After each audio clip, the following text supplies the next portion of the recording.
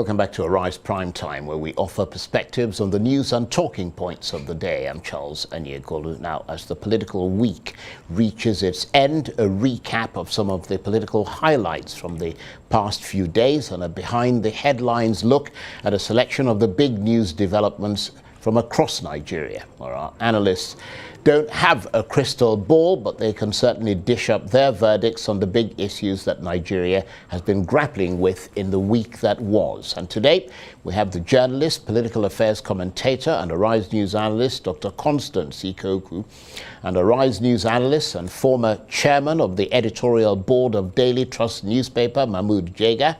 And also joining us from our off-site studio is the legislative and policy expert, Chibuzo Okereke. Thank you very much indeed to all of you for joining us. And since you're the legislative expert, Chibuzo, let me come to you first.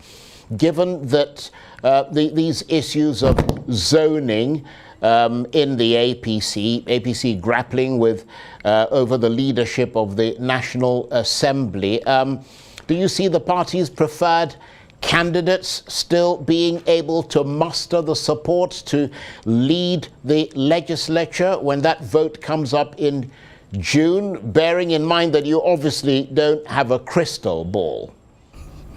Thank you, and good evening, Nigerians. I think that what we need to establish here is that party politics and parliamentary politics are interwoven. First, you know that the members elect and senators elect were sponsored. I'm really sorry.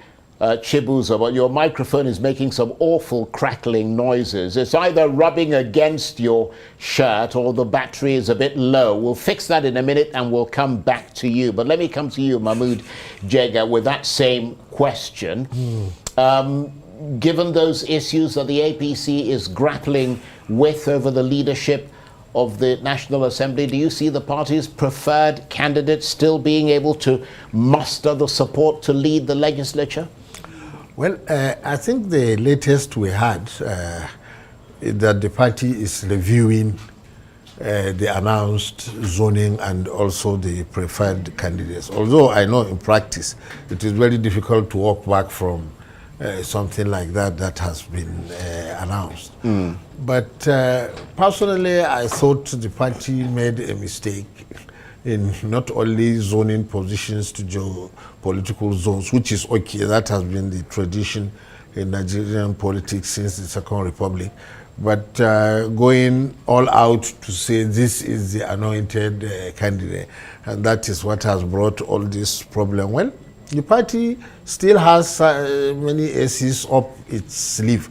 For example, the guest that you had from Toro, what you were saying about forming an organization across party lines. You know, to a Nigerian political party, that is a classic case of anti-party activity. You know, it's like how do soldiers put it, with the enemy?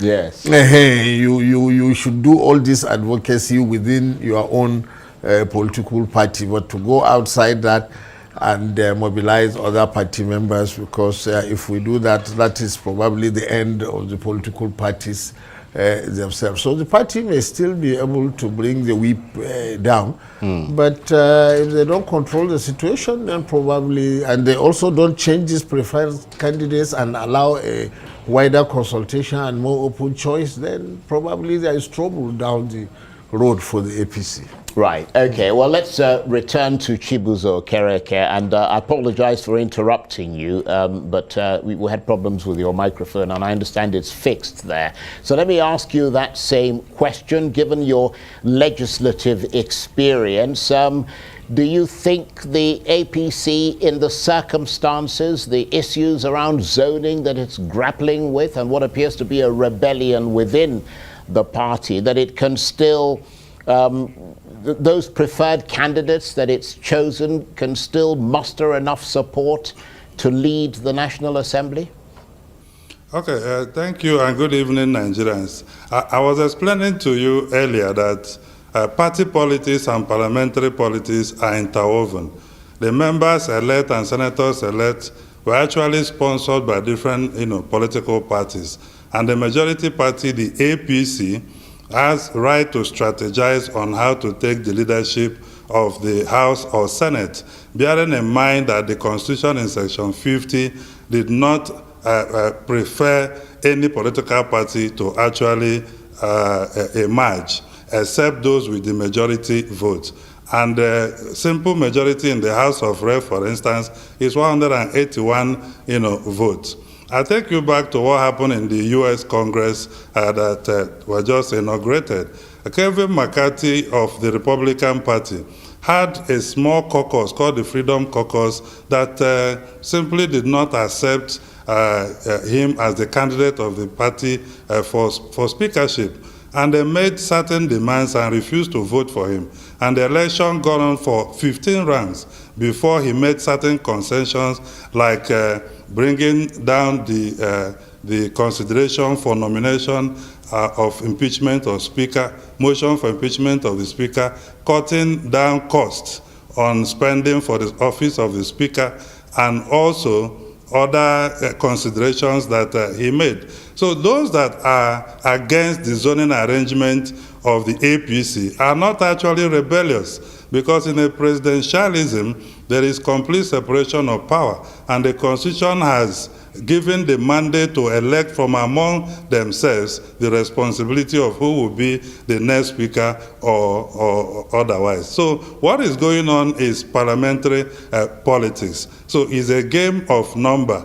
It's about the caucuses, reinforcing themselves and being formidable and making demands and also getting their own numbers, because the Constitution must be respected and the standing order of the House and the Senate also must be respected. So if the party picks an unpopular candidate, I have seen it in the past. In the 7th Assembly, the PDP nominated Honorable Milikata Akimbola from the Southwest. And then the members revolted and formed different caucuses and interest groups and gone on to elect Speaker Aminu Tamboa. In the 8th Assembly, we saw the party preferred candidate losing out to Yakubu Dogara that emerged from a coalition of caucuses that preferred that. The same thing happened in the Senate. So I think that the party has enough history and records to also follow through and ensure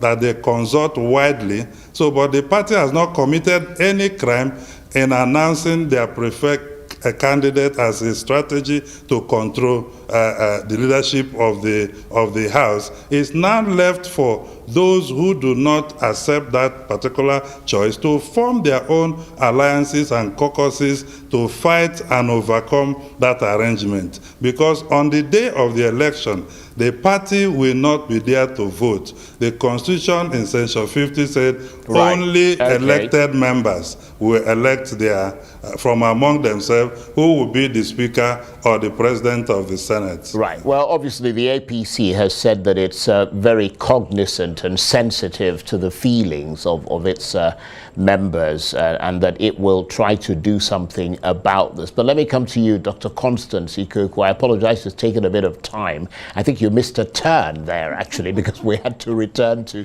Chibuzo because his microphone let us down. So we'll try and correct that. But, I mean, how destabilizing is this type of, if you like, political rebellion for the APC, and particularly for the incoming president-elect Bola Tinubu? I mean, how submerged are they by all this? I mean, bearing in mind the points that Chibuzo made about democracy and also that Mahmoud Jega made earlier. The National Assembly members are used to this. These are not kids. The party cannot be toying with them. These are grown men that are very ambitious, for that matter. A lot of them have been in that chamber, both chambers, the Senate and the legislature and the lower house. They know what they are doing. A lot of them have plotted their plans and their future, and it's difficult to destabilize them. For the party, yes, it's a bit destabilizing, but they're working on it. I hear that the vice president-elect met with some members of the lower chamber, and then the current president of the Senate also gave a statement. Some members went to see him to protest. and he listened to them, and he said, yes, the party is wrong. He accepted responsibility for what happened. The point to them is, yes, zoning is not a problem, but we do not want you to force a particular candidate on us. So they're talking, they're discussing. It's a bargain, it's a deal, it's a give and take. It's politics, it's horse trading, it's what's going to happen. But I want to comment on what the gentleman that you interviewed talked about. Yeah, Ismail Dabo. Yes, yes. I mean, he was speaking from, you know, both sides of the mouth, because when he says that it's about zoning, when you look at, it shouldn't be going back, you should look at today. This is where we're talking about today and the future. When you look at the zoning arrangement that has been published, so the South has the Senate President, and then the Northwest Deputy Senate President, and then Northwest again, Speakership, and then you have the Southeast for the Deputy Speakership. I mean, that's not balanced, because someone like Idris Wase, who comes from the North Central Zone, has already said, you completely left us out. Why should the Northwest region have 2 seats? You know, so you should definitely balance that out. So, and then he talks about the president-elect being a true Democrat.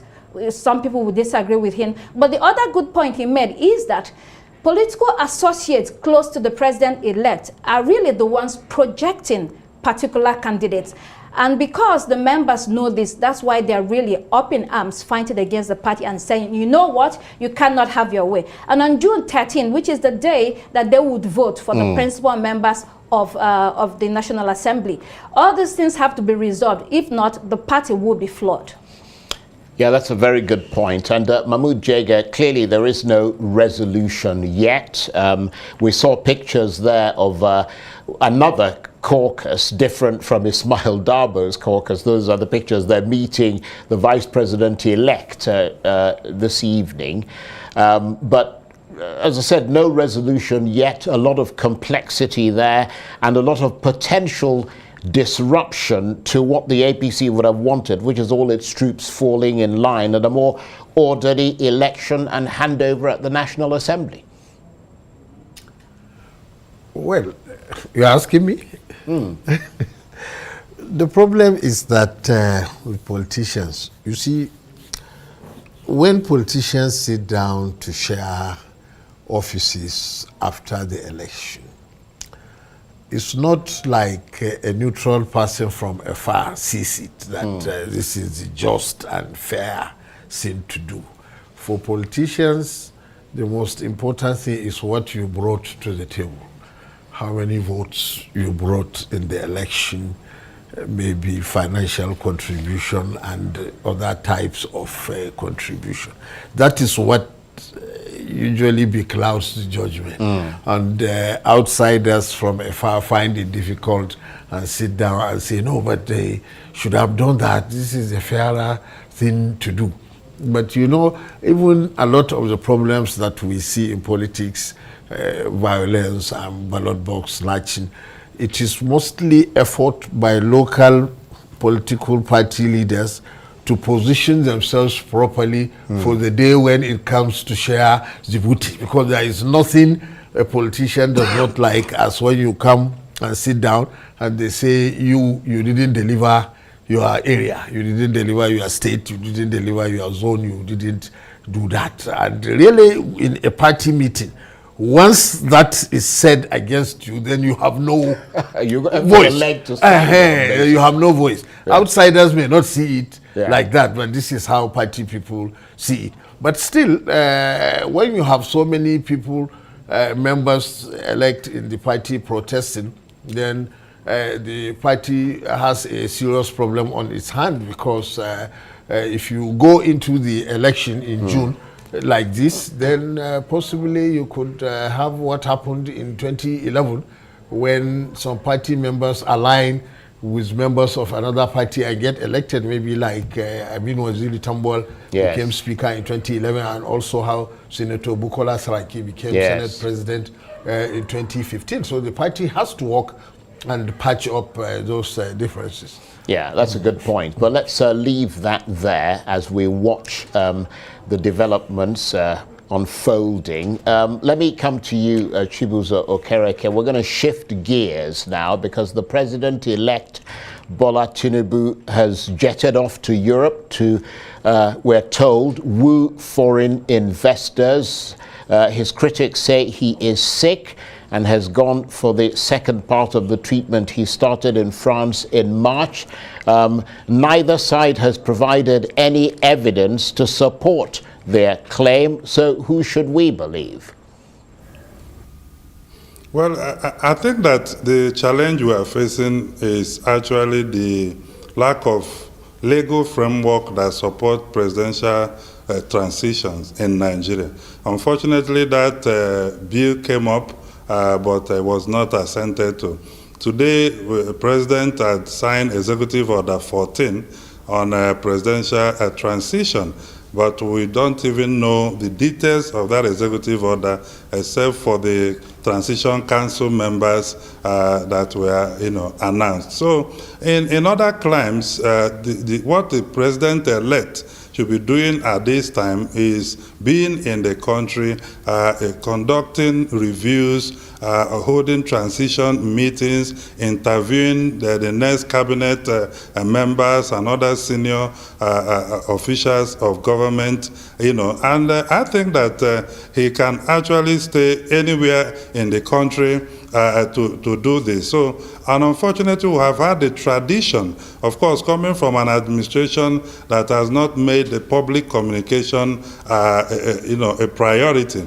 We have had a tradition where non-disclosure of public officers' movement and activities have become a norm in the country, and that is worrisome. And when people seek public office, you have to know that you have become public property, and responsibility accounting is placed on you for Nigerians to actually have in details what you are doing. When we have not conducted cohesive transition process that ensures that government can hit the ground running from May 29, there is no point holding meetings to woo foreign investors. But also that shows the influence of the metropolitan states in our country. It just suggests that if foreigners do not endorse our president or attend the inauguration massively, the country, cannot move forward. And this type of psychology is something that we need to change. And I think that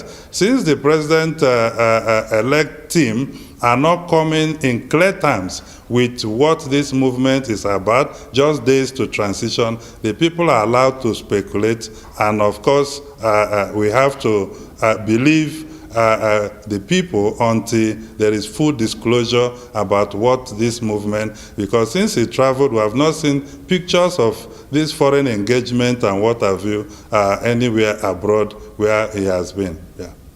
That's an important point to make, and we made that stridently on this program yesterday. But I also have to say that in fairness to the president-elect, his aides did say that part of what he was going to be doing whilst he's away is to do exactly the same kind of scanning and vetting of the people who he wants to join his cabinet and who he's hoping he will enlist to help move Nigeria forward. But you do have a point that it is quite, you can do that easily in Nigeria. But I suppose he's trying to kill two birds with one stone, if his aides are to be believed. But let me come to you, Dr. Constance Ikoku. It's interesting that he's going on a marketing trip, yet even his aides don't seem to have a sense of his itinerary.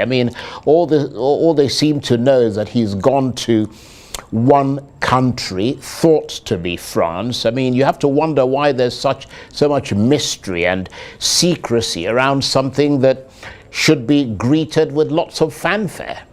Well, they may know his itinerary, but are not allowed to disclose it. It's not an easy job marketing someone, a potential president who may not be so healthy. We have seen that during the former president Yar'Adua's tenure and this current president as well. It's a difficult job. It's a difficult call to continue to look for things to say.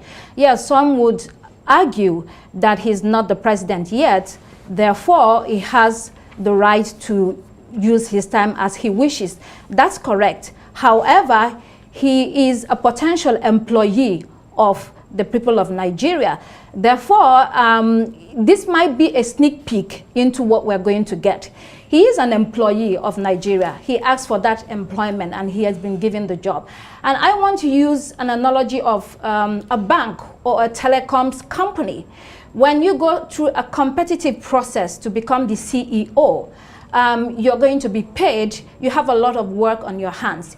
If you're away many times without adequate explanation as to your whereabouts, you're not going to stay on that job for long. And because this has happened in the past, Nigerians have every right to ask questions. They are concerned, rightly so, because we have a country that needs great attention from the top to the bottom. So people are scared that this man might not be in the best position or best state of health to handle everything. Yes, he hasn't declared his health status. But if you are a CEO, all these things should be declared to the people who you're going to be working for.